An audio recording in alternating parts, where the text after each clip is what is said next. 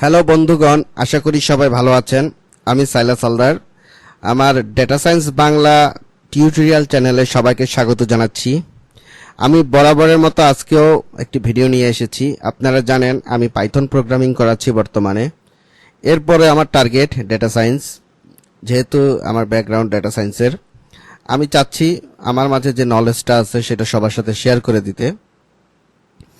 যদিও আমি programming concept শেখাচ্ছি, কারণ আমার ডেটা সায়েন্সে কিন্তু প্রোগ্রামিংটা আসবে। যেই বিষয়গুলো আমার আসবে সেগুলো নিয়েই আমি কনসেপ্ট দেওয়ার চেষ্টা করতেছি। সুতরাং কোনোটাই ফেলনা না, আপনারা সবগুলাই ভালোভাবে নেবেন, ভালোভাবে প্র্যাকটিস করবেন। আর যদি আপনারা ফাঁকি দিয়ে যান, ভালোভাবে না দেখেন, তাহলে কিন্তু আপনাদেরই লস। আমি রিকোয়েস্ট করব সবগুলাই আপনারা ভালোভাবে প্র্যাকটিস করবেন। তো যাই হোক, আজকে বেশি কথা বলছি না। আমি আজকে একটা প্রোগ্রাম নিয়ে এসেছি, খুবই ছোটোখাটো একটি প্রোগ্রাম। আমি লস এবং লাভের উপরে একটা প্রোগ্রাম করব পাইথনের। এটা শর্ত প্রযোজ্য, মানে ইফ এলস দিয়েই করব। তাহলে আমরা একটু কি করি, কপি পেন নেই। কপি পেন নিয়ে একটু ওভারভিউ করি এখানে কি বলতে চাচ্ছে। এখানে বলা হয়েছে, দেখেন, দুইটা ইউজার ইনপুট নিতে হবে। একটা হচ্ছে কস্ট নিতে হবে, আর একটা কি নিতে হবে, সেল। মানে আমি কত টাকা ইনভেস্ট করেছি আর কত টাকা সেল করেছি, দুইটা কি করতে হবে, ইনপুট নিতে হবে। ইনপুট নিয়ে ডিটারমাইন করতে হবে এটা কি লসে আছে না প্রফিটে আছে। জাস্ট এতটুকুই, কনসেপ্টটা এতটুকুই। এখন আমাকে প্রোগ্রাম বানিয়ে দেখতে হবে। তার আগে আমাকে ডাস্টারটা নিয়ে সুন্দর করে এটা মুছে দিতে হবে। তারপর কার্সরটা নিলাম, নিয়ে আমি প্রোগ্রামিংটা, এটা কি আসলো, হ্যাঁ, প্রোগ্রামিংটা আমাকে রাইট করতে হবে। আসেন আমরা প্রোগ্রামিং শুরু করি। তাহলে আমি দুইটা ইনপুট নিই। সবার প্রথমে আমি নেব কস্ট। সি দিয়ে কস্টকে প্রকাশ করি। ইন্টিজার টাইপ আমি ভেরিয়েবল নেব, ডেটা নেব। ইনপুট নিলাম ডেটা। তারপর আমি এখানে লিখে দিলাম ইন্টার দ্য কস্ট প্রাইস। আমি কয় টিয়া খরচ করছি এটা দিয়ে দিলাম। তারপরে আমি সেল করছি কত টাকায়, ইন্টিজার। তাহলে আমি এখানে লিখে দিলাম input enter the selling price.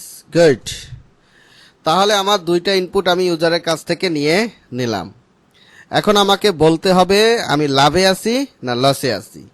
সেক্ষেত্রে আমাকে কি করতে হবে, ইফ কস্ট, সি বড় হাতের দিয়েছি না, cost is smaller then S, তাহলে কি হবে, প্রিন্ট অবশ্যই কি প্রফিট। এখন যদি আমার সেলের চেয়ে কস্টের পরিমাণটা বেশি হয়, if cost is greater than sell, অর্থাৎ আমি যে টাকায় সেল করছি তার চেয়ে কম টাকা আমি কিনেছি, এরকম তো হয়, মাঝে মাঝে হয় ব্যবসায় লস, লাল বাতি জ্বলে ব্যবসায় নাকি। তাহলে এখানে কি করব, লস।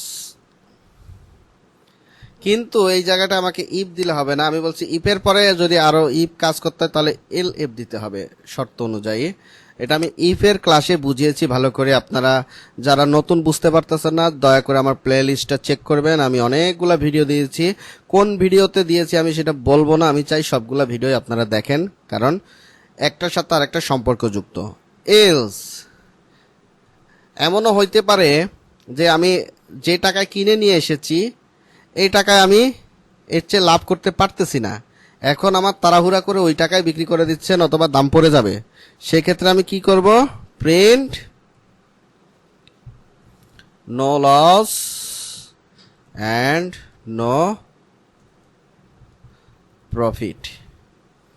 তাহলে আমার ইনকামও মানে লসও থাকলো না, প্রফিটও থাকলো না, একই টাকায় আমি কি করে দিলাম, সেল করে দিলাম। এখন আমি যদি রান করি প্রোগ্রামটা, আমি 1200 টাকায় কিনে, 12,000 টাকা কেন, 1200 টাকায় কিনে 1600 টাকায় বিক্রি করলাম, 1660 টাকায় বিক্রি করি, তাহলে কি আমার লস নাকি? না, কারণ আমি কম টাকায় কিনে বেশি টাকায় বিক্রি করেছি, তাহলে তো আমার লাভই থাকবে। কিন্তু আমি যদি 1400 টাকায় কিনলাম কিন্তু 1300 টাকায় বিক্রি করলাম, না মামা লস হয়ে গেল নাকি? লস।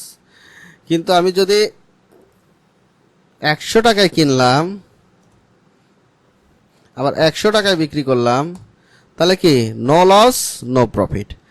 আশা করি প্রোগ্রামটা আপনারা বুঝতে পেরেছেন, যদিও ছোট প্রোগ্রাম, কিন্তু বিন্দু বিন্দু জলে মহাসাগর হয়। আমরা আস্তে আস্তে আরো প্রোগ্রাম দেখব। আমার ইচ্ছা, মানে আমি চাচ্ছি যেন প্রোগ্রামিং কনসেপ্টটা একদম আপনি চোখের পলকে দেখা মাত্র আপনি বুঝে ফেলতে পারেন, এই জন্য আমি এভাবে প্র্যাকটিস করাচ্ছি। আর একটা বিষয়ের উপর যদি আপনি থাকেন, আপনার কিন্তু জিনিসটা আইডিয়া হয়ে যায়। ঠিক আছে, যাই হোক, যদি আপনাদের ভালো না লাগে আপনারা অবশ্যই কমেন্টে লিখবেন। তা সবাইকে ধন্যবাদ আমার সাথে সময় দেওয়ার জন্য, আর আমার জন্য অবশ্যই দোয়া করবেন, আর আপনাদের প্রতি আমার শুভকামনা রইল। শুভরাত্রি।